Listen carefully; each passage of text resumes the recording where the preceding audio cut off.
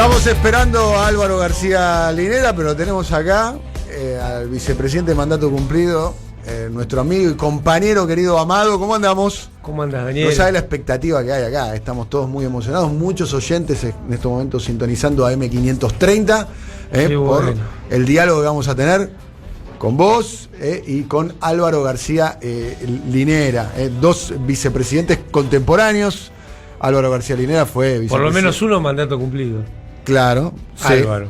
Sí, Álvaro. No lo dejaron terminar el mandato. No, bueno, pero cumplido en términos conceptuales.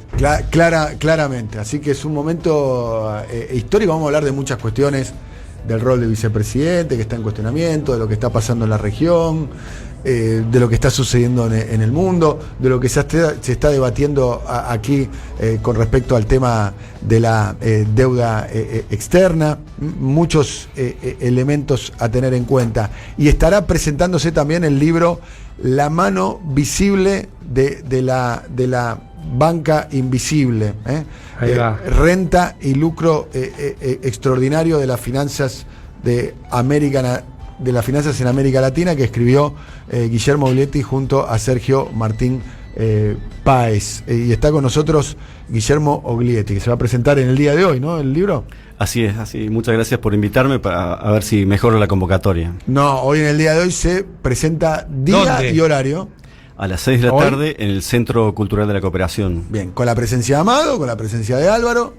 Así es. Y con la presencia de Carlos Salomón Heller, ¿no? ¿Estará Heller en el día de hoy? Porque vamos a ver, porque la tiene difícil, Heller está presidente de la Comisión de Presupuesto y Hacienda de la Cámara de Diputados, está en el tren bala con la cabeza afuera, ¿no? Tal cual. A mí me dijo que prefería venir a la presentación, pero no sé si lo dejará. Yo no tengo dudas que eso que te dijo Guillermo es verdad. Tiene una responsabilidad muy, pero muy importante. El libro lo estoy leyendo, de a poco lo estoy disfrutando mucho, Guillermo. Es impactante el libro, Las conclusiones a las cuales he llegado son muy impactante. ¿Podés hacer un poco, a vos como investigador, como doctor en economía aplicada, como integrante de la CELAC, primero, ¿cómo fue la idea de ponerse a investigar a los bancos?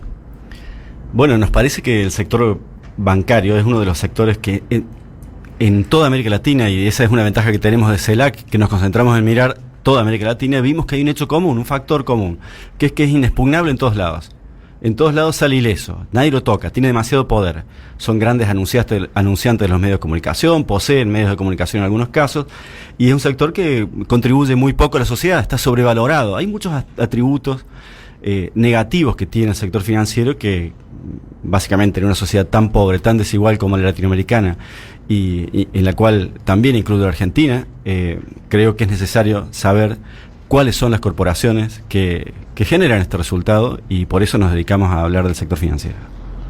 Muy bien. ¿Qué es lo que más te llamó la atención de la investigación que llevaste adelante de la mano invisible de la banca, la mano visible de la banca invisible? Bueno, entre otras cosas, uno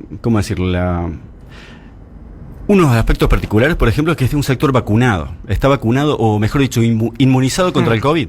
En el medio de la pandemia, en el año 2020, tuvieron beneficios extraordinarios, o sea, duplicaron los beneficios. ¿En la región? En Argentina, en Argentina más.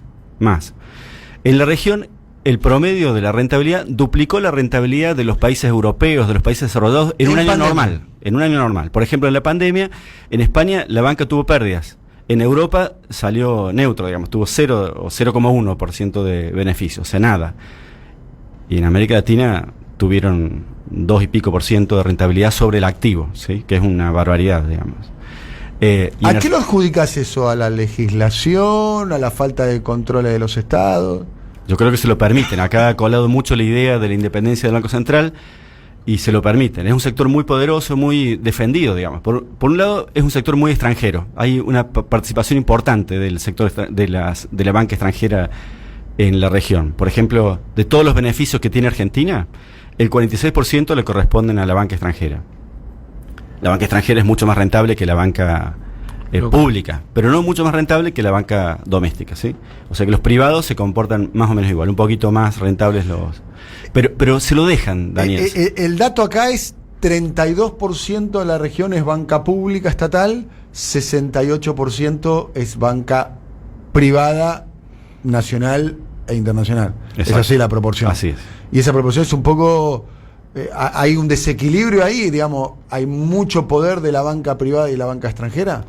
Hay mucho poder porque la banca extranjera no solo está protegida por su propio poder de fuego, digamos, anunciantes, son anunciantes, sino etcétera, sus embajadas. Sino también sus embajadas y el Fondo Monetario Internacional, que no nos olvidemos que es un factor importante. Y por eso me gustaría contarte uno de los hallazgos de otra investigación que hicimos, que la mencionamos acá tangencialmente, donde hablamos del Fondo Monetario Internacional, y ahí vimos, por ejemplo, que 3 de cada 4 funcionarios del Fondo Monetario Internacional, cuando salen de trabajar en el Fondo Monetario Internacional, empiezan a trabajar como grandes directivos de las grandes finanzas globales, o sea, de instituciones como Salomon Brothers,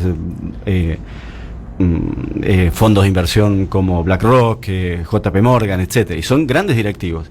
O sea que tienen un problema de doble sombrero, double hat, como le llaman en inglés, o puertas giratorias le llamamos. ¿Qué es nosotros. doble sombrero? ¿Puerta giratoria? Es que no sabes qué sombrero se ponen cuando están trabajando para el fondo.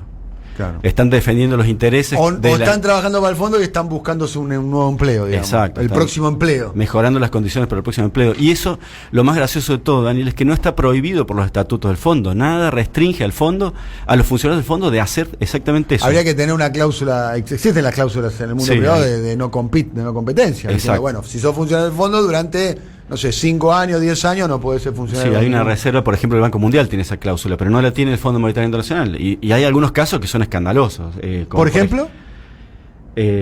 Por ejemplo... como dije, capaz que lo tenías. No importa, si no te acordás en otro momento. ¿En el libro están relatados? En el libro está relatado, hubo un funcionario que era el segundo a cargo del fondo, o sea, el representante norteamericano, que fue primero el representante del fondo frente a Pinochet. Le dio los 5 créditos a Pinochet. Y después entró al fondo. Salió del fondo y fue a la banca internacional. Después volvió a entrar al fondo y bueno, tuvo un exceso de 3 veces trabajando en el fondo como alto directivo. Digamos, esto manifiesta que hay poco compromiso, digamos, con la ética, con la democracia de esta institución. Bien, sí, como el caso de David Mulford también y tantos casos. A mí, acá Guillermo tocó 2 temas que me parecen clave. El primero es el famoso tema de la independencia de los bancos centrales, ¿no? ¿Independencia de qué?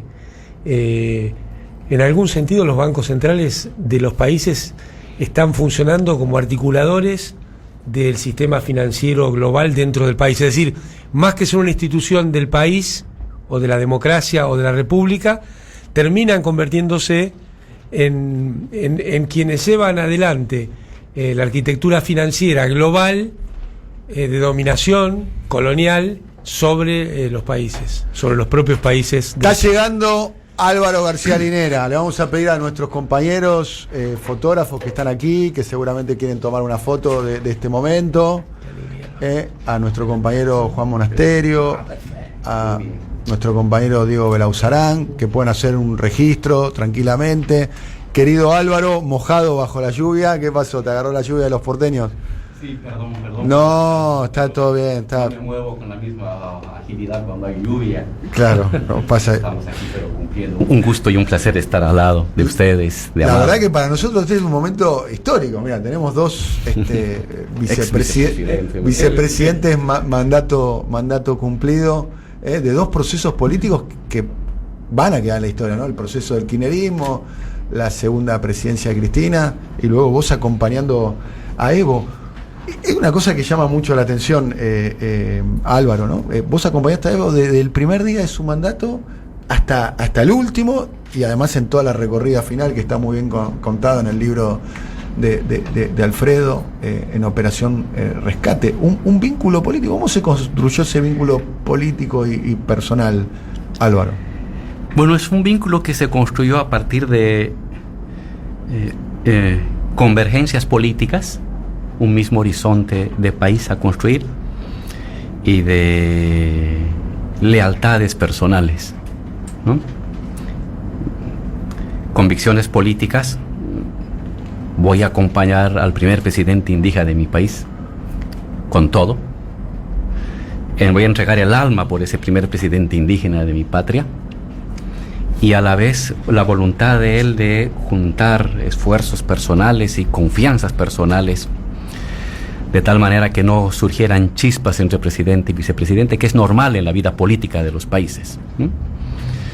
Y no, pues esa lealtad llegó hasta que regresamos a Bolivia, pasando por México, luego por Argentina, con vida. Y ahí dije, bueno, cumplí esta parte de mi misión en la vida, acompañar al primer presidente, esforzarnos para que llegue vivo nuevamente a la patria después del exilio, y ya.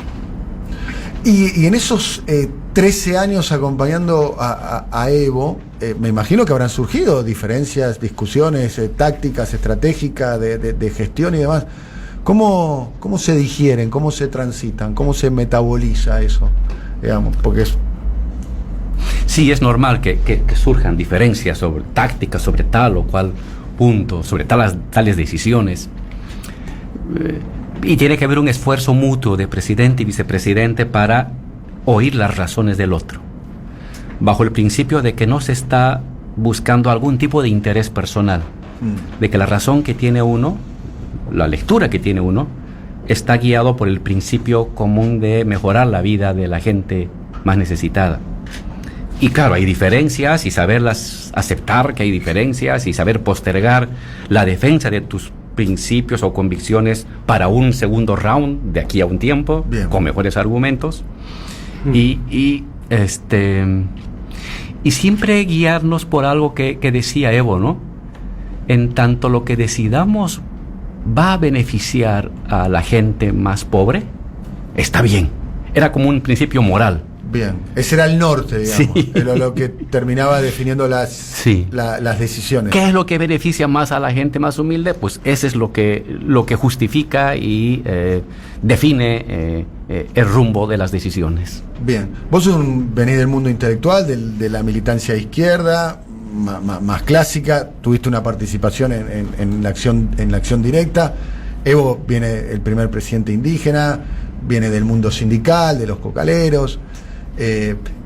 Se complementa uno con otro, digamos, en sus miradas, digamos, hay una cosa complementaria. Vos diste un poco más el marco teórico, más allá de que tuviste gestiones.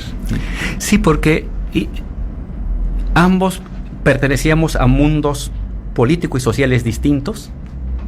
Él un campesino, aymara, indígena, yo una persona de clase media, académica, pero ambos habíamos definido que tenía que cambiar la situación política de nuestro país y acabar las injusticias, las desigualdades.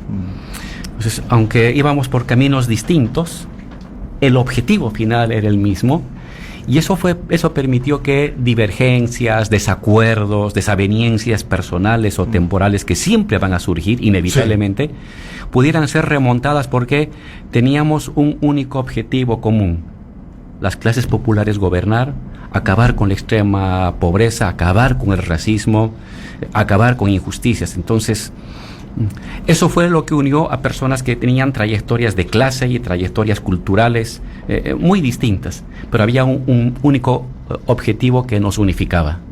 Bien. ¿Cómo estás caracterizando vos, Amado, vos, Álvaro, la situación en la región, ¿no? En pocos días asume Gabriel Boric, está Pedro Castillo en Perú, bueno, el MAS recuperó el poder en Bolivia, va a haber elecciones ahora en Brasil, donde pareciera ser que Lula por lo menos está favorito en las encuestas, está recuperando competitividad Bolsonaro, lo que va a pasar en pocas semanas en Colombia. Siempre se definió que la región estaba en disputa, digamos. ¿Cómo está caracterizando vos, Amado, Álvaro, la región? Estando Álvaro, voy a aprovechar para alguna anécdota, porque si no, no vale.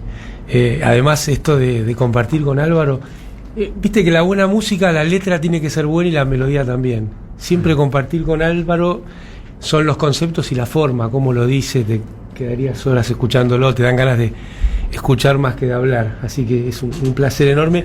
Pero hay una cosa que es increíble, ¿no?, de las relaciones de Sudamérica, para entrar en el tema que decís vos, y ahí va la anécdota.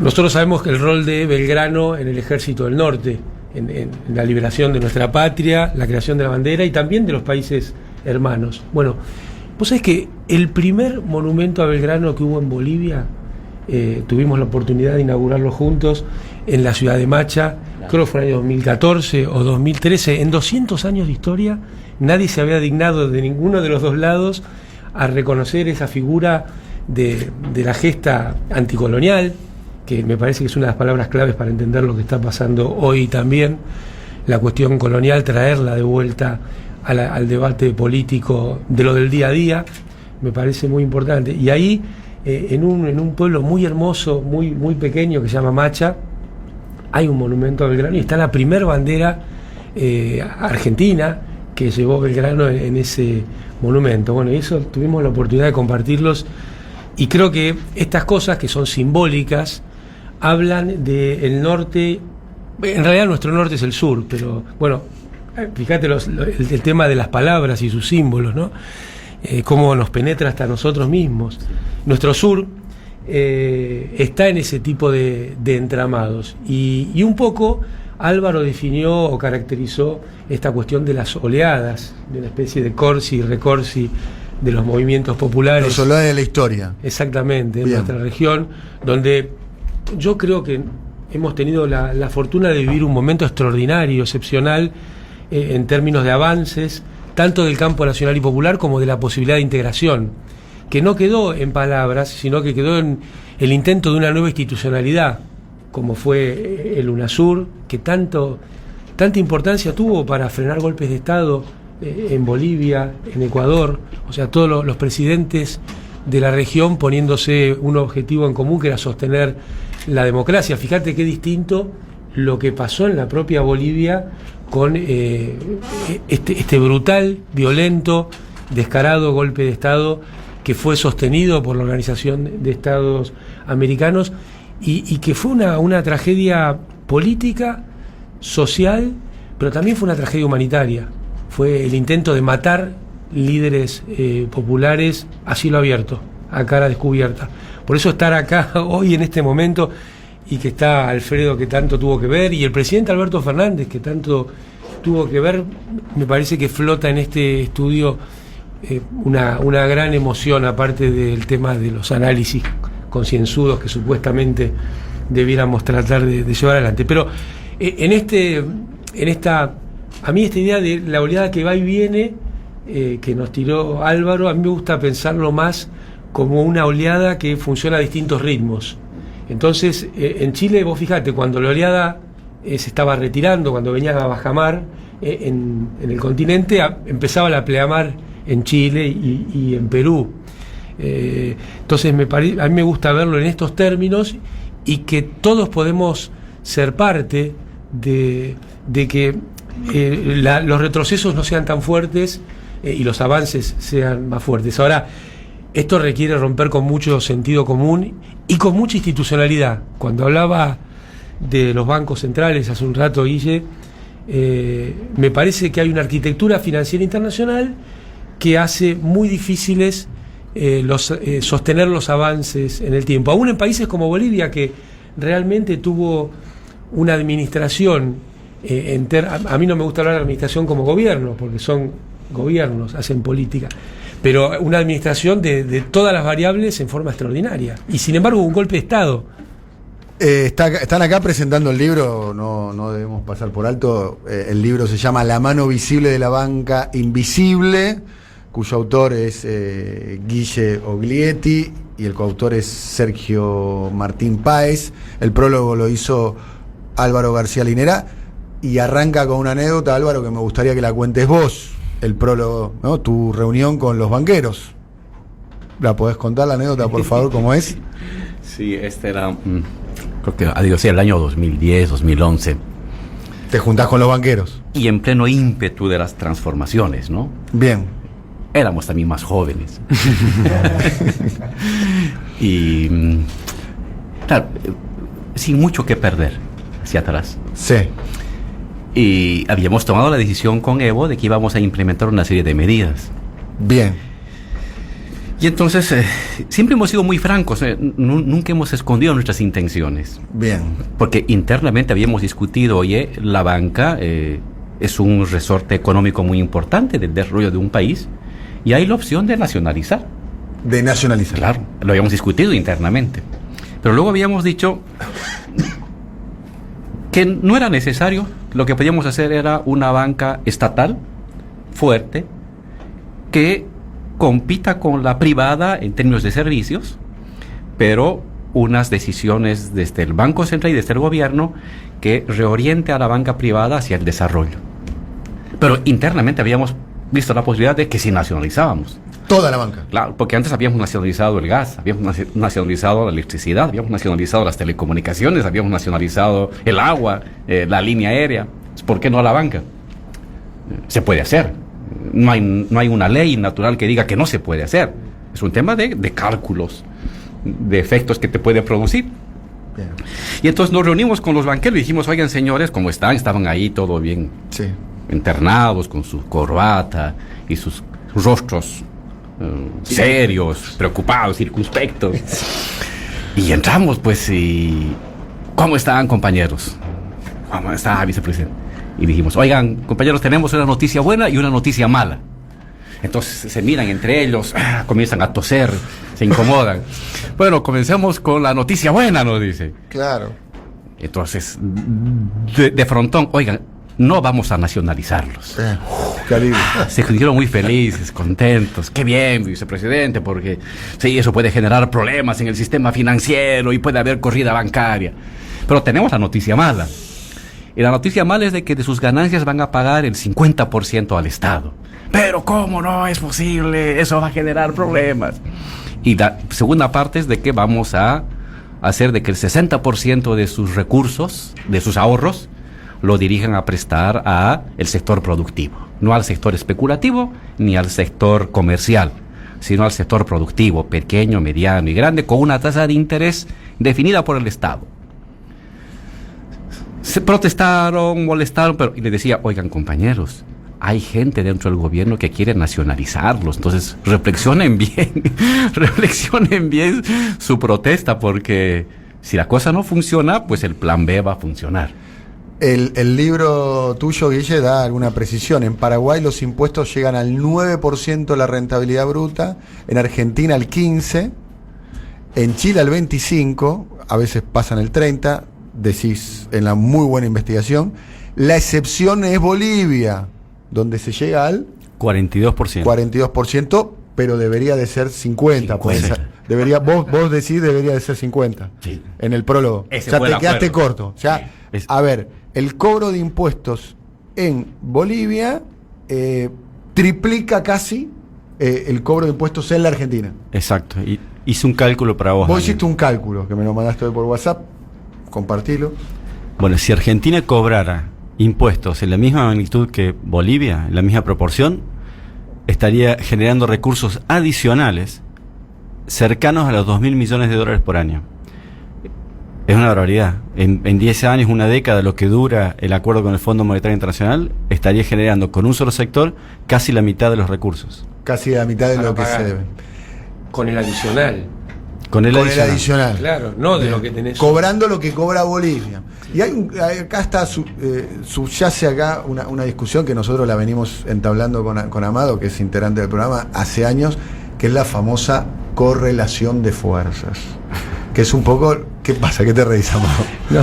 Es lo que subyace porque cuando uno plantea medidas... Vos imaginate en esa situación el presidente y vicepresidente de Bolivia sentados con los circunspectos, Con los banqueros. con los banqueros, porque ahí está la correlación de fuerza acá en carne viva, la discusión en carne viva de lo que es posible.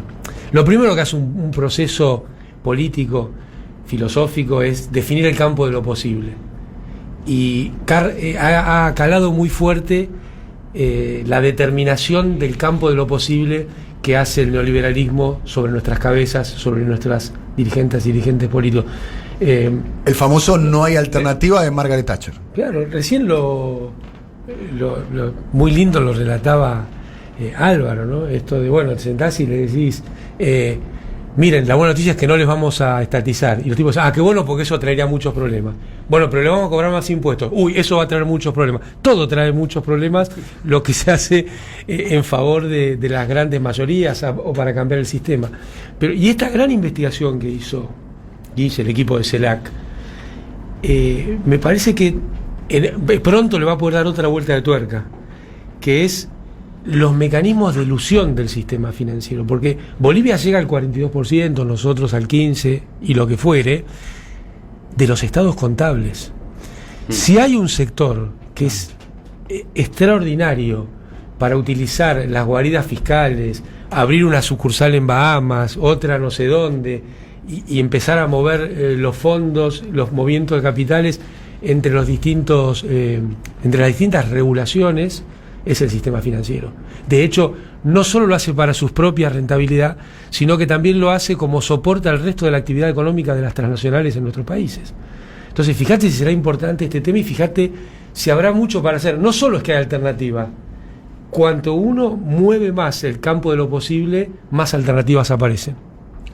¿Qué hay a propósito de la remanida correlación de fuerza, que es la excusa preferida a mano de los sectores? Es una discusión muy contemporánea en la Argentina, te lo quiero decir. Yo sé que estás muy al tanto de lo que sucede acá en la Argentina, Álvaro. A propósito de los límites de lo posible, ¿no? El sector posibilista, que dicho sea paso, es el discurso dominante en este momento, dice, no están dadas las correlación de fuerza, y es un poco el argumento que dan para no promover alguna medida. Mira, lo que muestra la brillante investigación de Guille y del equipo de CELAC es de que en la banca hay grandes recursos económicos disponibles actualmente y muy poco, con muy baja tributación en el continente. Es más, la investigación de Guille muestra que los bancos extranjeros en la crisis del 2020 han ganado en América Latina lo que no han ganado en Europa. Por la pandemia. Es una cosa, es una locura. Es una locura que América Latina sea el lugar de reserva para generar ganancias, y los datos que da Guille son extraordinarios. Ahora, ¿qué hacer ahí? También la pandemia mostró otra cosa, que lo que hace un tiempo se decía es imposible, es posible. Se decía antes de que los bancos centrales deben ser autónomos e independientes y no involucrarse en las políticas públicas. Pues resulta que Estados Unidos, en 2008 y ahora recientemente, ha nacionalizado parte de su banca que entró en crisis. Ha puesto tinta a la maquinita de fabricar billetes y dólares y ha metido a circulación billones de dólares para dinamizar su economía. Y lo mismo ha hecho Europa y lo mismo ha hecho Inglaterra. Cosas que hace 5, 10 o 15 años eran un pecado, era un hecho antinatural de la economía, que los bancos centrales se conviertan en actores de políticas públicas. Y ahora lo han hecho. Bolivia es un ejemplo en pequeñito de que la tal correlación de fuerzas y de que las leyes naturales del mercado son un eufemismo de decisiones y voluntad política. Estados Unidos lo acaba de demostrar, y Europa, de que cuando hay decisión política, los principios del libre mercado y los principios del no intervencionismo de los bancos centrales se los lleva al basurero y se interviene. Estás hablando de la expansión monetaria. De la expansión monetaria, tanto norteamericana como europea. Y entonces, hoy, los principios y las leyes del mercado y los miedos del mercado se han reblandecido. Lo que hay es pura voluntad y decisión política. Entonces, bajo esas reglas de este mundo post-pandemia, hay que reflexionar sobre qué medidas puede tomar un gobierno para canalizar recursos de la banca y ganancias de la banca al desarrollo de un país. Es posible. Hay que estudiar repercusiones, evidentemente. El sistema, digamos, de México o de Brasil o de Argentina es mucho más sofisticado que el boliviano, evidentemente. Hay más ramificaciones planetarias que hay que tomarlas en cuenta. Pero hay el principio básico. Si ese dinero puede ser apalancado para financiar bienestar de la población, ¿por qué no? No hay ninguna ley celestial que nos prohíba tomar esa decisión. Bajo el principio de vista. Si es que va a beneficiar a los más humildes del país, se justifica. Técnica, moral, económica, matemáticamente, se justifica. Entonces, debatamos sobre esas posibilidades que se nos abren para enfrentar un tiempo muy asfixiante y muy complicado de una pandemia y una pospandemia. Y una guerra, disculpame el Y de la elemento guerra, de la guerra que nos está una abatiendo el mundo entero. Es una moneda en el aire la guerra. Claro. Hoy es una moneda en el aire. Aquí tenés a tu izquierda, estamos hablando aquí con Álvaro García Linera. Estar a la izquierda de Álvaro ya me pone muy feliz. Estás Muy a la feliz. izquierda, mirá que hay que estar a la izquierda de García Linera. Tomó la decisión para mí más importante, esto lo dije públicamente un montón de veces, lo voy a repetir, más importante de todo el periodo kirchnerista de 12 años y medios de Néstor Kirchner y Cristina, que afectó al poder económico, que fue la reestatización de los fondos jubilatorios. El único país en todo el mundo que privatizó su sistema jubilatorio y luego lo reestatizó fue la Argentina, gestión de Cristina. Y gestión de la decisión política la tomó Cristina. No, claro, la decisión política la tomó Cristina, pero obviamente. hubo algún funcionario, en el caso de Fuiste vos, que fue y hubo muchos en ese momento, esto lo contaste 1000 veces, pero en aquel momento la correlación de fuerza tampoco daba, ¿no? Mira, Bolivia y Argentina, muchos países de Sudamérica, pero en ese momento Bolivia y Argentina demostraron que la voluntad política es más que la foto de la correlación de fuerza. Porque pensar la correlación de fuerzas como una foto, ahí viene el problema filosófico, si querés. La correlación de fuerzas es un devenir, y cada decisión que uno toma altera para un lado o para otro la correlación de fuerzas. Ahora, si hay un gobierno, una sociedad que lo ve como una foto, bueno, se termina anquilosando una situación que no se puede modificar. Álvaro decía hace un rato, estatizamos el gas, las telecomunicaciones en Bolivia, muchas actividades, la electricidad.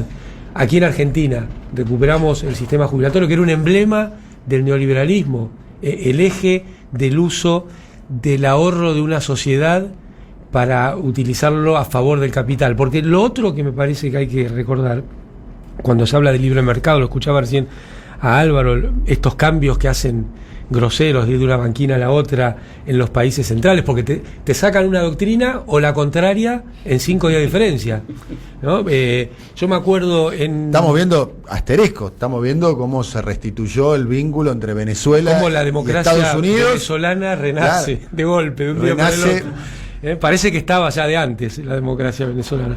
Pero vos fíjate, cuando le soltaron la mano el Fondo Monetario, me parece un tema importante en nuestro país, Álvaro, hoy, aportar todos los datos posibles sobre la relación Fondo-Argentina. En el año 2001 utilizaron la teoría del too big to fail, la teoría del moral hazard. O sea, desde la Universidad de Chicago decían, con un aparato matemático muy importante, de teoría de juegos, si vos le prestás a un deudor que no quiere pagar, terminás destruyendo el sistema, porque eso va a penetrar en todas las deudas. Hicieron una teoría desarrollada, lindísima. Usaría una palabra norteamericana para adjetivarla, pero no lo voy a hacer. Entonces, con esa teoría destruyeron un país. Nuestro país tuvo 5 presidentes en pocas semanas, cosa que ya nos olvidamos. Ahora, cuando vino el 2008, que recordaba Álvaro hace un rato, y ahí empezaron estas fuertes inyecciones monetarias en Europa, en Estados Unidos, esa teoría no cabía, porque eran los bancos los que habían provocado el desajuste entre acreedores y deudores, y sobre todo en el mercado inmobiliario en Estados Unidos. Entonces metieron la mano en la Universidad de Chicago y sacaron otra teoría, que era too big to fail. O sea, hay entes que son muy grandes para dejarlos caer.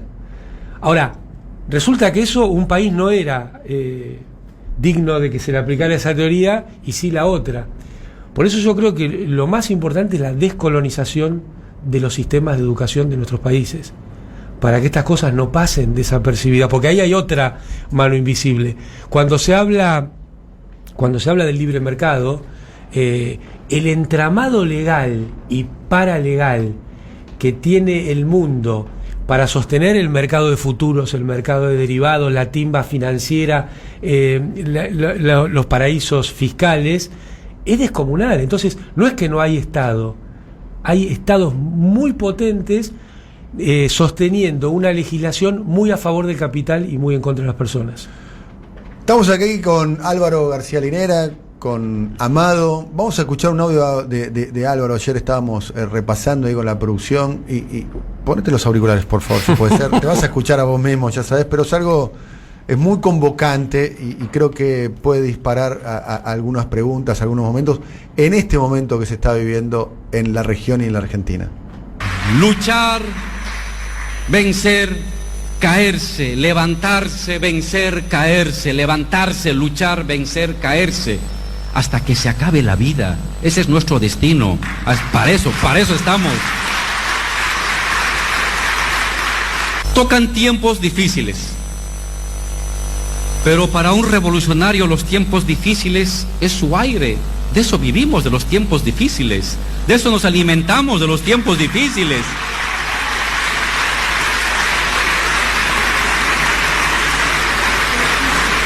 ¿Acaso no venimos de abajo? ¿Acaso no somos los perseguidos, los torturados, los marginados de los tiempos neoliberales? El siglo de oro, la década de oro del continente no ha sido gratis. Ha sido la lucha de ustedes desde abajo, desde sus sindicatos, desde la universidad, desde los barrios, la que ha dado lugar al ciclo revolucionario. No ha caído del cielo esta primera oleada. Estamos fogueados. Traemos en el cuerpo las huellas y las heridas de las luchas de los años 80 y 90. Y si hoy temporalmente, provisionalmente tenemos que volver a replegarnos a esas luchas de los 80, de los 90, de los 2000, bienvenido. Para eso es un revolucionario. Para asumir esa experiencia, para retomar lo que hicimos antes.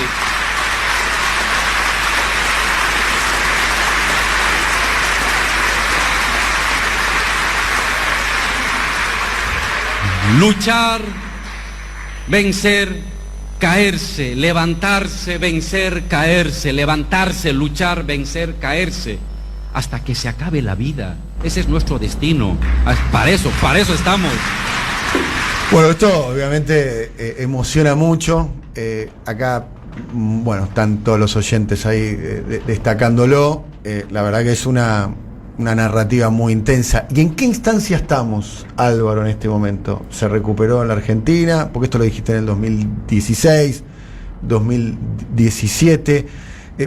No pareciera ser que es la segunda oleada, o si es la segunda oleada viene con más moderación, ¿no? Porque están todos un poco girándose hacia el medio, ¿no? La propia coalición gobernante en la Argentina, con muchas dificultades, a cielo abierto. Después, si quieren, podemos conversar el tema. Lo que sucede también con Lucho Arce y Choquehuanca en Bolivia, la salida media moderada de Chile con Boric. Ya Lula entendió rápidamente, ¿no?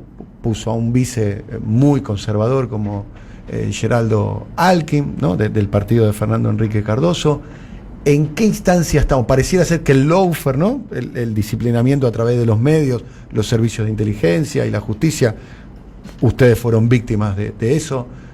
Amado estuvo años en prisión por eso. Pareciera ser que fue eficaz a la hora de disciplinar a diferentes actores políticos que vienen un poco más moderados, un poco más medidos, más disciplinados. ¿Observás eso o pensás que es un repliegue momentáneo en eso, en lo que vos calificás como los flujos y reflujos de la historia? Me acuerdo de estas reflexiones, fue creo que en una universidad. Había ganado Macri, se había perdido las elecciones acá, se había perdido en Ecuador,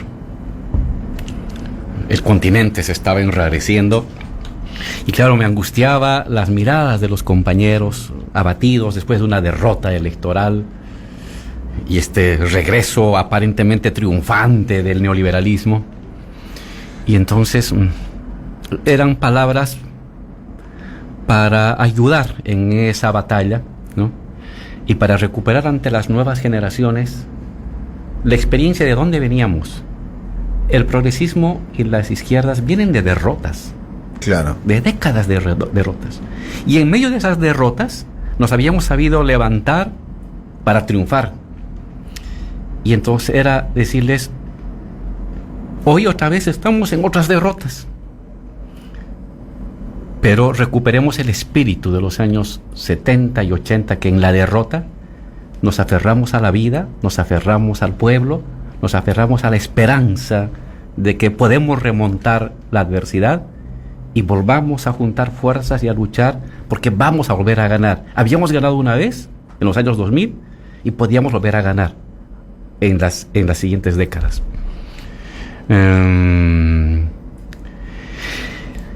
Y claro, cuando hablas de las olas, lo que yo reflexiono es que vivimos una gran oleada del progresismo, de lo nacional popular continental, que se inicia en Venezuela, se irradia Argentina, Ecuador, Paraguay, Uruguay, Bolivia, Brasil. Y viene la década dorada del continente, cuando se reduce a la extrema pobreza, cuando nos integramos de una manera, no final, pero de la mejor manera a nivel continental, cuando se expanden derechos, cuando los sindicatos recuperan el poder, cuando los indígenas se convierten en poder en el continente. Y luego vino el reflujo, la controleada de un regreso democrático y en algunos casos violento de la derecha. Y ahí, en medio de esa controleada que parecía justificar este designio de que se estaba acabando el ciclo progresista, propusimos de que no, que cuando hay transformaciones populares, lo que hay son oleadas, idas y venidas, que no es un ciclo, que nace, se estabiliza y luego se cierra, no, que eso iba a ir y venir, ir y venir, ir y venir, que así son los procesos revolucionarios mundiales y continentales. Y luego, pues los hechos comprobaron de que ciertamente estamos ahora en una segunda oleada. Triunfa el presidente López Obrador en México, triunfa aquí el presidente Fernández, recuperamos la democracia en Bolivia, triunfa en el Perú el compañero Castillo, triunfa el compañero Boric en Chile, es probable de que vaya a ganar Petro en Colombia, que vaya a ganar Lula en Brasil. Es una segunda oleada del progresismo continental. Pero ciertamente sí hay que ser conscientes de que la primera no es similar a la segunda. Y tú me decías, es un progresismo ya ahora más moderado y disciplinado. En parte sí, pero también es importante esto, es un progresismo que no viene acompañado de grandes movilizaciones sociales. Y eso es quizás lo definitivo.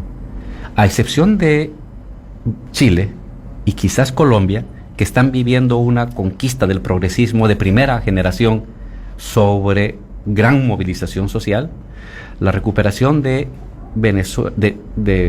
México, de Perú, de Bolivia, de Argentina y de Brasil no viene de la mano de grandes movilizaciones sociales. Y eso ya atempera. Porque en cierta manera los líderes sociales del progresismo son criaturas de la acción colectiva.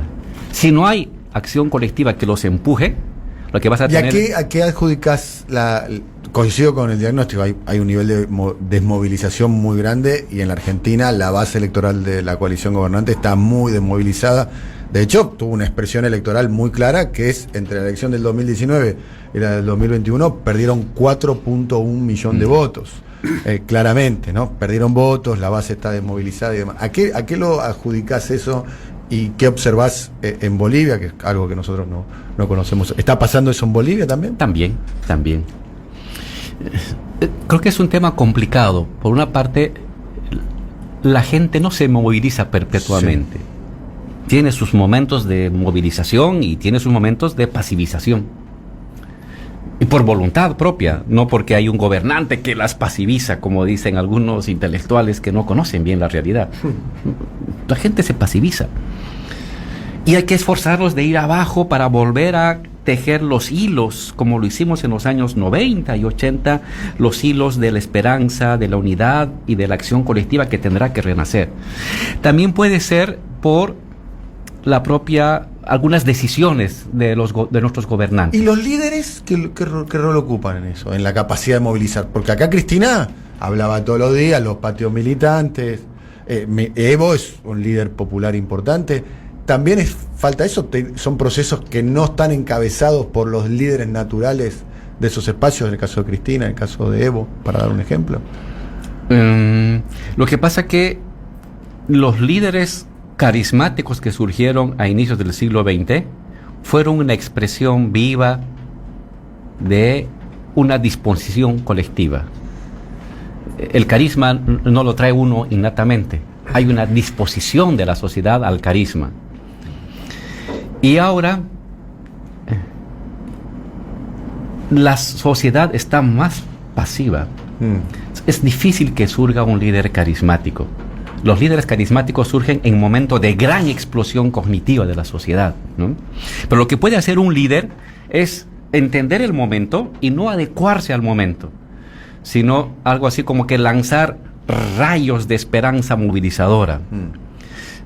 ¿Están faltando esos sí, rayos? Ser un poco más audaz. Toca ahora mayor iniciativa y creatividad de los líderes. Antes, quienes tenían la iniciativa era la sociedad y los líderes conducían esa iniciativa de la sociedad. Eso pasó a inicios del siglo XXI. Hoy les toca a los líderes ser más proactivos para ayudar al despertar social. Pero creo que ahora, en estos momentos de pasivización social... ¿Observás qué está pasando en Argentina eso? ¿Que se está activando un poco la movilización? No quisiera poner ejemplo concreto, bien, pero sí reclamaría en general para el continente audacia, una mayor audacia del líder a pesar de la actitud más estable y pasiva de la sociedad, como una especie de puente a futuro que le dé tiempo a la gente para la gran movilización. Entonces, hoy hay mayor responsabilidad del líder con la base. Antes era un líder cumpliendo lo que la base te pedía. Ahora corresponde al líder proponer a la base el salto al futuro a la espera de que eso ayude a su gran despertar. Vamos a sumar a Felicita Bonavita, nuestra compañera de trabajo. Hola. Tiene Hola, ¿qué tal? Bueno, Feli, ¿estás acá? Bueno, estoy encantada, estoy escuchando, la verdad que puedo quedarme escuchando sin intervenir tranquilamente. Digo, cuánta desaudacia que Álvaro hace alusión, reclamamos, ¿no? Y estamos esperando. Y cuánto ha cercenado la derecha las posibilidades del lenguaje que tiene el movimiento popular. Me parece que en toda la región y especialmente en Argentina, que si hablamos de revolución, nos acusan de que viene el comunismo, van a expropiar las tierras, no, estamos como un poco complicados en ese sentido. Y me parece que lo interesante de Bolivia es la posibilidad de hacer coincidir ese discurso que Álvaro baja con la práctica, ¿no? Que es una de los grandes problemas que tenemos, por lo que ha pasado durante los gobiernos de Evo Morales, el crecimiento que ha tenido Bolivia, que ha liderado en la región en su momento, y si miramos a lo que ocurrió últimamente, logró Bolivia algo que nosotros miramos con muchas ganas, que es aplicar, por ejemplo, un impuesto a las grandes fortunas de manera permanente, ¿no? En Bolivia lo tributan anualmente, eso me parece que es muy interesante para destacarlo. Y seguramente deben haber tenido oposición, ¿eh? Y funciona y no se cae el mundo. Y los ricos siguen siendo ricos. Y el gobierno sigue siendo gobierno. Sigue siendo gobierno. No se escapan, no se van. Y todavía hay un mayor margen. Les puedes aplicar más impuestos. Es un tiempo excepcional. Si hasta los norteamericanos y europeos están reflexionando de cómo aplicarles el 15% a las grandes transnacionales, como un país que tiene más necesidad, menos recursos económicos, no va a hacer un esfuerzo para no empobrecer a los ricos, simplemente que no sean tan brutal y exagerada e inmoralmente ricos en una sociedad que tiene muchos pobres. Entonces, hay de dónde sacar el dinero, ¿no? Y la economía va a seguir funcionando. Y no se van a colapsar los mercados mundiales en un tiempo en que ya están colapsados. Y quien ha salvado al mercado no ha sido el mercado, ha sido el Estado. Si la gran reflexión del 2020 es, ¿quién salvó el capitalismo en el mundo? El Estado. El Estado. No es el mercado, no es el ricachón, es el Estado. Entonces, ¿cómo no vamos a tener en América Latina un Estado más proactivo en una situación de emergencia? Se incrementó la pobreza, se incrementó la desigualdad. Pues oiga, Estado, actúa. Estás haciendo algo bien para proteger a los más débiles. Entonces, yo creo que en el mundo se han abierto mayores posibilidades de acción decisional del Estado para intentar mejorar la economía, y toca a nuestros líderes y a nuestros gobernantes reflexionar de cómo damos un paso más allá para enfrentar estos momentos tan difíciles. ¿Cómo es el impuesto a las grandes fortunas en Bolivia y cuál es el vínculo que tiene el Estado boliviano con el Fondo Monetario, Álvaro? Se ha fijado un monto Sí. de ingresos por encima del cual, si tienes tú esos ingresos anuales, vas a pagar un porcentaje extra de tus ingresos. Puedes bajar, en vez de colocar, no sé, $5 millones para el caso de Bolivia, le puedes bajar a $2 millones. Igual siempre va a ser una pequeña minoría que tiene esas posibilidades, y si paga el 20% por los $3 millones extras, sigue siendo rico. Vas a poder seguir viajando a Miami a comprarte ropa como lo hacen nuestras élites continentales, va a seguir yendo al tenis, va a seguirse comprando el carro de última moda a fin de año, pero va a haber más dinero para construir la escuela y para hacer un bono social para las personas. Y también cóbrale el impuesto a la herencia. Que el joven que cree que el mundo es de los emprendedores y del mérito, pues que consiga su plata con su propio mérito y no por el mérito de su padre o de su abuelo, ¿no? Y no se va a caer el mercado y no se va a acabar la empresa, simplemente parte de la riqueza que está concentrada en poquísimas manos va a llegar a la gente que ahorita necesita para invertir en su negocio, para tener un ingreso más estable. Entonces, hay un margen importante de decisionismo estatal que nuestros gobernantes tienen que intentar llevarlo adelante. Sí, yo creo, primero, ¿por qué era esta desmovilización que describía Álvaro? Y me parece que ahí hay una cuestión que es un subproducto negativo de las buenas políticas. Cuando hubo tanta incorporación de derechos, parecía que esto había llegado para quedarse para siempre. Parecía que no eran producto de la lucha, sino que eran producto del devenir. Y ahí creo que también hay un problema de nosotros, de nosotras, los que tratamos de comunicar cosas a nuestras poblaciones. En no poner suficiente énfasis en que eran producto de la lucha, que no eran producto del conflicto, esos nuevos derechos que se incorporaban. Y un segundo problema en no proponer nuevos desafíos. Yo creo que ahí hay una de las claves, me parece que tiene que ver con esto que decía Álvaro del rol de los dirigentes hoy. Hablamos demasiado sobre los logros y hablamos muy poco de los nuevos horizontes, de cuáles son las nuevas barreras que hay que correr para que la sociedad se involucre, se entusiasme. Alguna vez te pregunté, Amado, ¿cuál sería hoy la estatización de los fondos jubilatorios en manos de los bancos? En la Argentina yo no tengo duda que son los servicios públicos. Por eso, vos lo planteaste. En Bolivia ya sucedió, pero en la Argentina no. Entonces me parece... Nadie se anima ni siquiera a mencionar ese tema. Pero justamente ahí vuelve a aparecer el problema de los sectores políticos no haciéndose cargo de querer mover el campo de lo posible. En Argentina hoy esto está brutalmente expuesto en todo lo que nos viene sucediendo. Y para mí lo grave es que todo eso acontece sin tener en cuenta lo positivo que fue para la sociedad mover los límites. Vamos a tomar los casos de los que estamos aquí.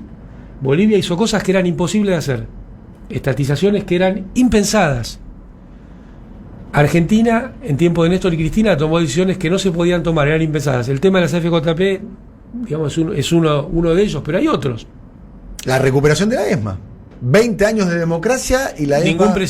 Ningún presidente, ni siquiera... Es más, yo desafío a que encuentren la foto de un presidente democrático del año 83 al 2003 en el interior de la ESMA, a ver si lo encuentran. El campo de lo posible no es solo lo económico, claro. Es mucho más que lo económico. Esto que estás señalando. Ahora bien, ¿cuál podría ser un balance de Bolivia y de Argentina después de todas estas medidas que no se podían tomar? La verdad es que al conjunto de la sociedad le fue mejor. A las clases más desfavorecidas, más débiles, le fue mucho mejor. Pero a las clases dominantes también le fue mejor. También le fue mejor. No dejaron de tener rentabilidad, no perdieron sus empresas, todo lo contrario. Nosotros siempre que tomábamos una decisión, lo hacíamos para el conjunto de la Argentina, nunca neutral, siempre poniendo más énfasis en los que menos tenían. Pero te doy un ejemplo concreto. En el año 2010, el G20 se desarrolló, en el 2011, se desarrolló en Francia. Y uno de los lemas era la seguridad alimentaria. El cuento desde el norte era que el problema alimentario era de los países que exportábamos alimentos. Y eso desafía cualquier inteligencia, porque el problema es el trabajo, ¿no? Hoy en el mundo, la economía, el problema central no es la escasez como nos quieren enseñar en las universidades. El problema es la distribución. La humanidad no sufre un problema de escasez en el siglo XXI, tiene un problema distributivo. Entonces está ontológicamente, epistemológicamente, está mal centrada la ciencia económica que se pretende o que se enseña. Nosotros fuimos al G20 a defender la producción agropecuaria de Argentina, a plantarnos muy fuerte en contra de que hubiera stock de intervención organizados del norte, en contra de que regularan los precios de nuestros países, porque teníamos la convicción de que para el conjunto de la Argentina era importante defender nuestras exportaciones también. ¿Y qué hicimos? Bueno, obviamente primero hablamos con Brasil, que estaba en el G20, era Guido Mantega ministro, y teníamos muy claro cómo defenderlo juntos. Pero también hablamos con los que nunca estaban con nosotros, Australia, Canadá, países del G20 que tenían problemas similares en este punto. Y logramos que no se pusieran en marcha todas esas cuestiones que eran tan dañinas para el mundo, pero también para las clases dominantes argentinas, porque entendíamos que el problema alimentario nosotros aportábamos, no éramos parte del problema. Y lo que planteamos con toda claridad es que el problema alimentario tenía que ver con que los países industrializados no permitían que hubiera trabajos de calidad, estables, no precarios y con buenos salarios en nuestros países. No era el problema de los exportadores, que estamos sometidos a los mercados regulados en Chicago para los productos que vendemos, porque esa es la otra mentira, ¿viste? Nosotros vendemos productos que tienen mercados transparentes, o sea que los precios son los más bajos posibles en Chicago. Ahora, los servicios conexos para llevar esos productos a los centros, los transportes, los seguros, el financiamiento, son mercados oligopólicos de empresas de esos países. Mirá qué casualidad. ¿Dónde está el problema de los precios? ¿Dónde está el problema de los precios? ¿En nuestros países o es generado desde las potencias coloniales? Me parece que plantearnos, discutir estas cosas permite ampliar el campo de lo posible y muchas veces se pretende poner en el lugar de infantil a los planteos que quieren mover el límite de lo posible y ha demostrado la realidad de nuestros países, en concreto de Bolivia y Argentina, que podemos expresarlo hoy acá, que cuando se movieron esos límites le fue mejor al conjunto de la sociedad.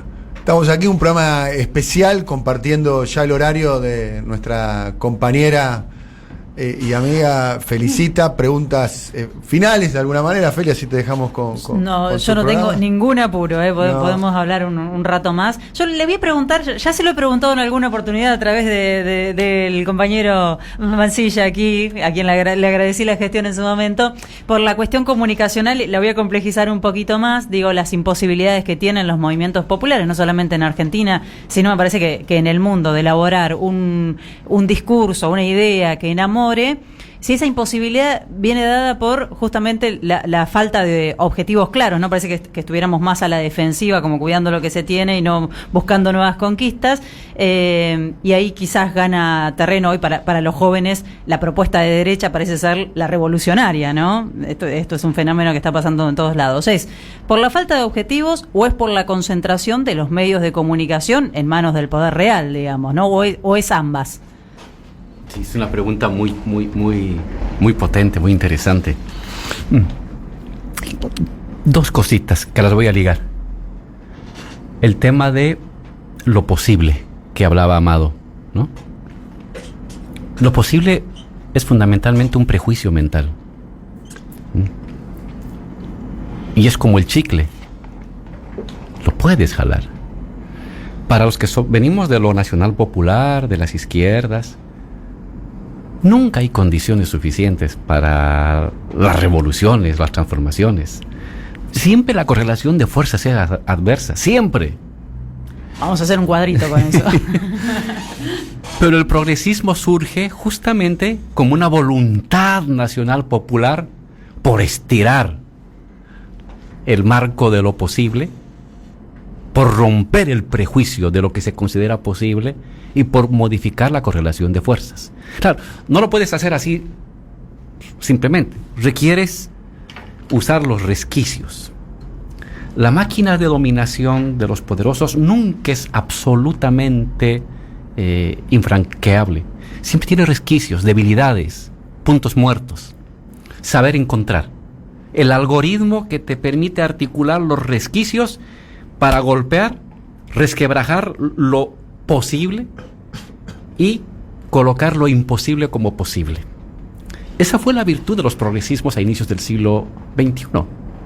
Siempre era imposible, pero lo lograron, porque supieron encontrar las personas precisas, el discurso preciso, el momento preciso, la acción precisa para abrir el campo de los posibles. Y ahora, pregunta sobre si la expectativa de las personas y esta falta de entusiasmo que se siente en el continente es solamente fruto del poderío de los medios de comunicación. No, porque mira, en Bolivia, Departamento de Estado, Unión Europea, Banco Mundial, Fondo Monetario Internacional, policías y militares golpistas, medios de comunicación, empresarios golpistas, todos aliados celebrando la expulsión de Evo y diciendo hemos regresado para quedarnos 100 años. Y la gente sin recursos, sin redes sociales, sin radio, sin televisión, recupera la democracia y gana con el 55%. Es decir, los poderosos no son impunamente poderosos, tienen sus fisuras. Y la clave del líder social, del líder intelectual es encontrar la fisura y armar con las fisuras el algoritmo de la transformación. Lo que creo que está pasando en nuestro continente es que los progresismos irrumpimos pateando el tablero político de nuestros países, nos estamos convirtiendo en partidos del orden. Y eso es grave. Porque si nos convertimos en un partido más del orden, claro, siempre va a surgir los partidarios del desorden, de la rebeldía. Y en este caso, ojalá fuera desde la izquierda. Y me dice, oye, pues si me rebasan por la izquierda, bienvenido a que me rebasen. Pero lo que muestra el continente es que los rebalses no vienen por la izquierda. Los rebalses vienen por la derecha. O sea, los cavernarios y fosilizados de la derecha aparecen ahora como los grandes subvertores y como los grandes rebeldes. Ahí hay una inversión del sistema de valores, pero en parte también es quizás por nosotros, porque nos aferramos mucho a ser el partido del orden, cuando nosotros no nacimos como partido del orden, nacimos como el partido del desorden, como el partido de la transformación, del cambio. Entonces, creo que necesitamos volver a recuperar esas banderas. La mejor manera de consolidarse el progresismo es siempre transformando, no estabilizando. En la estabilización nos va a ir mal. En la transformación nos va a ir mejor. Y vale la pena arriesgarse a transformar tomando en cuenta el principio básico del inicio. Si eso va a servir a que haya menos pobres en tu país, haya menos sufrimiento en tu país, vale la pena cualquier riesgo. Y eso es transgredir. No puedes cambiar las condiciones de vida de los más humildes administrando. Lo que vas a administrar es la pobreza. No vas a superar la pobreza. Y entonces ya no eres progresista. Te has convertido en un partido más del establishment. Con otro rostro, con otros nombres, pero ya eres establishment. Y no, el progresismo tiene que dejar de ser establishment y volverse a plantear un nuevo horizonte de transformación, con los riesgos que eso significa. Pero vale la pena arriesgarse si el objetivo final va a ser menos pobres en tu país, más alegría de tu gente sencilla, más fuentes de trabajo para las personas, más bienestar para la familia que quiere mandar a su hijo al colegio o a la universidad, o para que quieres cambiar tu casita de adobe por tu casita de ladrillo. Y eso, para eso somos los progresistas. Si no hacemos eso, no somos progresistas. Y creo que el progresismo ha emergido en el continente no para ser un partido de la administración de la riqueza de pocos y la pobreza de muchos, sino para que no haya pobreza. Suena muy simple. No, Suena muy tremendo, simple. Está estallado el teléfono a nuestros oyentes. Felicita, la verdad, celebrando esto. A mí Pero me vos quedan... fíjate, en la construcción Sí. política, Álvaro vuelve sobre un tema que hablamos hace un rato, que es: no estuvimos dispuestos a plantear nuevos horizontes. Nos quedamos relatando lo bueno que habíamos hecho.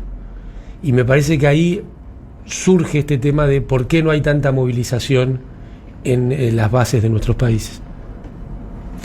Me quedaron dos temas. Uno que alguna vez, una categoría que de alguna manera divulgaste vos, Álvaro, que Alfredo, que está aquí, Alfredo Serrano Mancilla. Estamos presentando aquí, hay que decirlo, ¿no? El libro que se va a presentar hoy a las 6 de la tarde en el Centro de la Cooperación. La mano visible de la banca invisible, renta y lucro extraordinario de la finanza de América Latina. Estamos con Guille Oglietti. Dos categorías, a una categoría que vos difundiste, que es la clase media de origen popular. Indígena.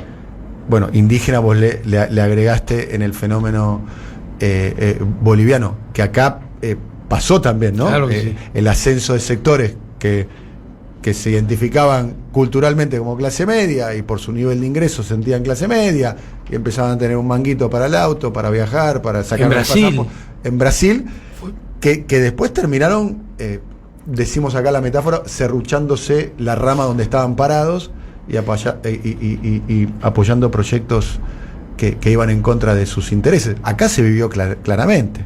La clase media perjudicada por el macrismo fue la que lo llevó a... Y volver al tema de la construcción de sentido. Vos fíjate, esas clases apoyaban supuestamente los aumentos de las tarifas, con argumentos insólitos, que fueron los que le comieron el ingreso.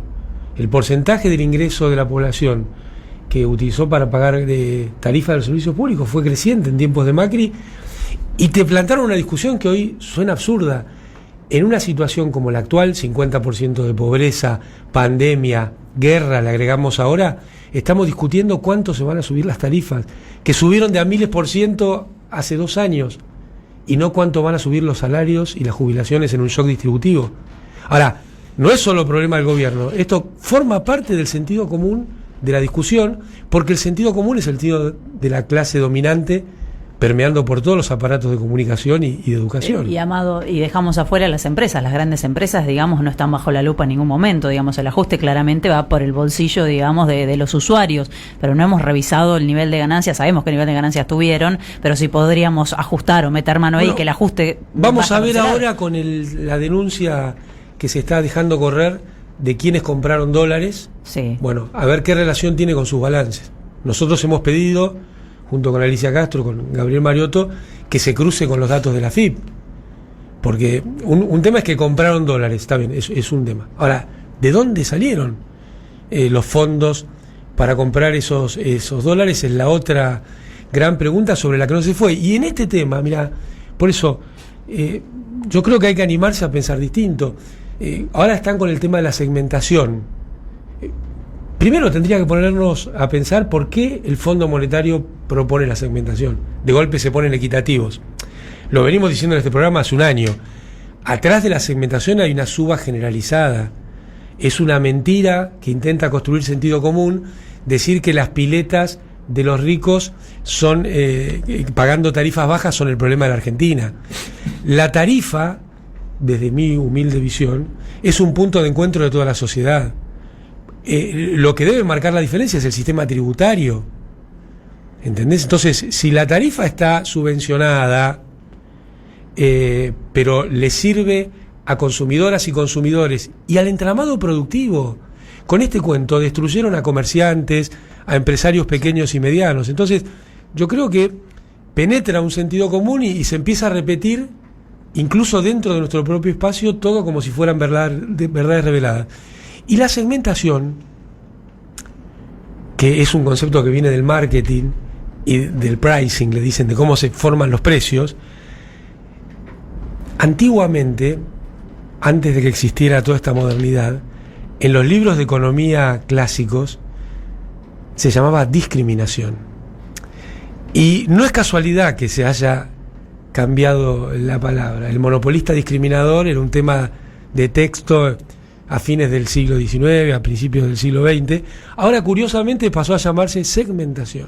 El discriminador no existe más. Entonces, me parece que a veces puede sonar pesado, pero revisar la conceptualidad y la semántica nos permite interpretar algunas de las cuestiones que después nuestros propios dirigentes y dirigentes repiten sin entender la profundidad de esa situación. Amado Álvaro, una pregunta más, ¿querés, compañera?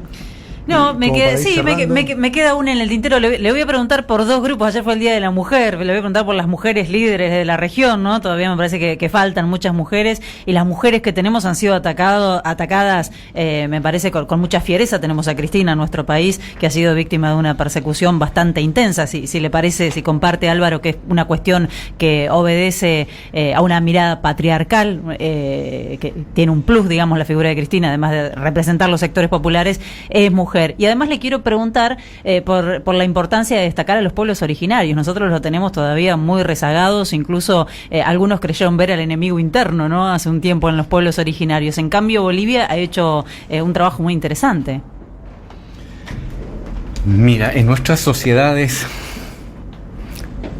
republicanamente patriarcales y republicanamente racializadas,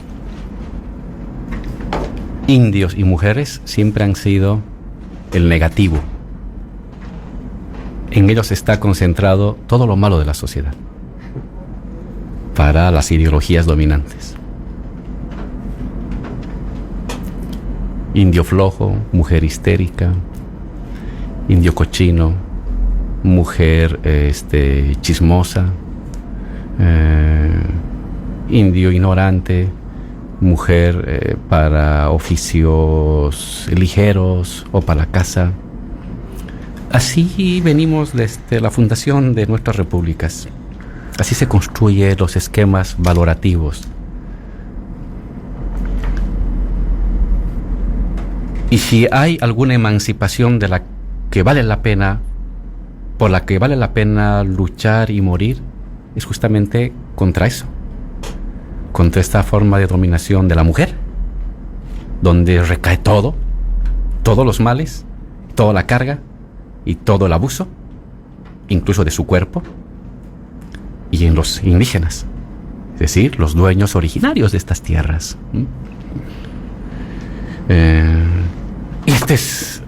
En ellos está concentrado el gran reto de la emancipación de la humanidad y de nuestros países.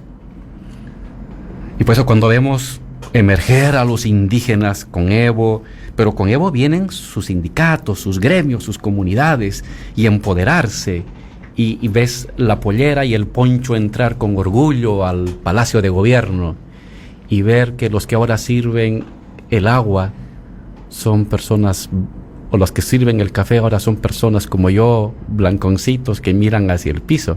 Es que el mundo ha cambiado. Algo imposible se vuelve realidad.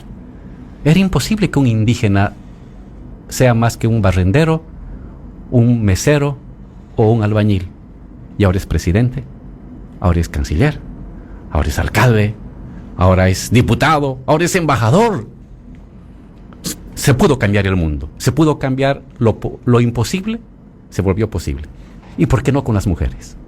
Esta es la deuda de todas las sociedades del mundo, y con más razón las nuestras, donde el machismo es feroz. Y esa es una de las agendas de las transformaciones del progresismo. No puede haber un progresismo si no es a la vez un proceso de despatriarcalización. Y por eso el día de ayer me encantó, quedé fascinado el día de ayer. Yo me muevo por los metros y camino, ahora me tracé porque vengo desde el metro. Y ayer veía un desborde territorial de mujeres en las calles. Eran las personas mayores, había abuelas, personas adultas, 30 años, 35, 40, había jovencitas, había niñas. Y era un hecho festivo. Me emocionó tanto. Yo tengo una hija niña de 4 años. Y decía, ojalá ella disfrute de eso. Y de hecho la llamé a mi mujer, estaba en Bolivia con mi niña, estaban cenando y comencé a filmar porque me vine caminando por 9 de julio y quería que vieran esos rostros de las mujeres que ocupaban las aceras, que ocupaban las calles, los autos se quedaban parados, los varones iban hacia un costado y eran mujeres. Me fascinó. Qué cosa más bella lo de ayer. De este viaje es lo mejor que me ha pasado el acto de ayer, ver el rostro de esas niñas que se sentían fuertes, juntas con sus otras mujeres, tías, amigas, conocidas del barrio, caminando por las calles. Necesitamos más de eso, necesitamos más de ese despertar y esta ocupación territorial de las personas que a lo largo de los siglos han sido, junto con los indígenas, las más explotadas, las más abusadas, las más controladas, las más disciplinadas, las más torturadas, las más aniquiladas. Y entonces, cuando yo veo eso, digo, hay potencia. Ahorita hay problemas, vemos una sociedad más pasiva, pero hay espíritu, hay fuerza. Cuando he visto los ojos de esas niñas felices, sintiéndose dueñas y que pueden caminar juntas con sus pares sin tener miedo a que venga un violador o una persona que las insulte o que las discipline, cuando ves eso aquí en Argentina, quiere decir que hay una sociedad dispuesta a despertar, hay potencia. Sepamos encontrar la frase, el camino, la propuesta, el liderazgo que permita desatar y conducir esa energía, como lo sucedió en Bolivia con el tema indígena. Pero ahora nos toca no solamente el tema indígena, el tema obrero y el tema de la emancipación de la mujer, y que algún día la decisión sobre su cuerpo, sobre su trabajo, solamente recaiga en ella misma. No en el padre, no en el abuelo, no en el esposo, no en el hijo, no en el tío, no en el Estado, no en el gobierno, sino en ella misma. Ni en el patrón. Ni en el patrón, sí. Bueno, estamos terminando un programa histórico, claramente. Tuvimos varios programas históricos. En algún momento estuvo sentado donde está sentado vos, Álvaro, Evo, y estuvo sentada acá nuestra querida Eve. Le mandamos un beso a Eve. Eve, nosotros estamos acá en la radio, en la señal de las Madres de Plaza de Mayo, y nuestra gran referente es nuestra querida Eve, así que todo esto lo ha construido ella con su enorme capacidad. La verdad, Amado, sos un amigo, te queremos, integrante del programa, además el viernes lo vemos en el conversatorio. Álvaro, la verdad que es un lujo poder conversar con vos, ¿no? Creo que fue un lindo momento, ¿no? Felicidades. Totalmente, gracias. Ojalá sí, Álvaro, que se pueda repetir cada vez que estés por Buenos Aires, si tenés ganas de ponerte en contacto con nosotros, ponerte en contacto con la audiencia. Esta es tu casa, haz de cuenta que es tu casa. Gracias. Déjame decirte algo. El libro que ha escrito Guille sobre la banca es, por ejemplo, una flecha de futuro. Ese libro tiene esa fuerza. Práctico, concreto, en lo que se puede hacer, los elementos que rescata. Si las personas que nos están oyendo y que quieren ver qué son esas flechas de futuro en torno a los cuales poder anidar acción colectiva, decisión estatal, revisen el libro de Guille y lo que ha hecho CELAC. Yo quiero felicitarte mucho, mi compañero Alfredo Serrano Mancilla, otro amigo de la el que nos salvó también. Siempre hablamos del presidente. Está en silencio y está alejado del micrófono. No, hoy está alejado del micrófono. Hablamos de AMLO y hablamos de Cristina y hablamos del presidente Fernández, pero también ese compañero tan humilde y sencillo fue de las personas que hizo que Evo... te salvó la vida. A vos sí, y a Evo, ¿no? Nos salvó la vida. Te salvó la vida. Y CELAC, y ahora con el libro de Guille, oye, ahí tienes una flecha de futuro en torno al cual amarrar posibilidades de cambio de nuestro continente. Felicidades, Guille, de verdad. He aprendido mucho con tu texto. Grande, Guille. Hoy se presenta, ¿no? El libro, Guille, ¿podés acércate al micrófono, por favor? No puedo hablar mucho, estoy emocionado. Bueno. Guille, hoy se presenta el libro y después lo vas a venir a presentar también ya en soledad, tranquilo, aquí a nuestro programa. Pero hoy a las 18 horas, hoy a las en el 18. Centro de la Cooperación, en el Centro de la Cooperación a las 18 horas. Quienes quieran escucharlo a Guillermo presentar su libro y conocer el trabajo de la CELAC, que es un trabajo que no está centrado en ningún país, sino que es de toda la región, y es un esfuerzo tremendo que viene haciendo Alfredo y toda su gente. El libro se llama La mano visible de la banca invisible, se presenta hoy a las 18 en el Centro de la Cooperación. Estará obviamente Guillermo Glietti, estará Sergio Martín Páez también. Así es. Que es el coautor del libro. Hay que destacar también el trabajo que hizo Sergio Páez. Estará Amado, estará Álvaro y estará Carlos Heller. Y estará Alfredo Serrano. Pero vas a estar mirando, vas a estar. ¿No? No se la pierde. No se la pierde. Se agradecemos mucho. Gracias, Alfredo. Vos sos el autor intelectual de todo esto. Mirá el quilombo que armaste, hermoso. Gracias, querido Guille. Gracias, Álvaro. Un lujo tenerte. Y gracias a Eve.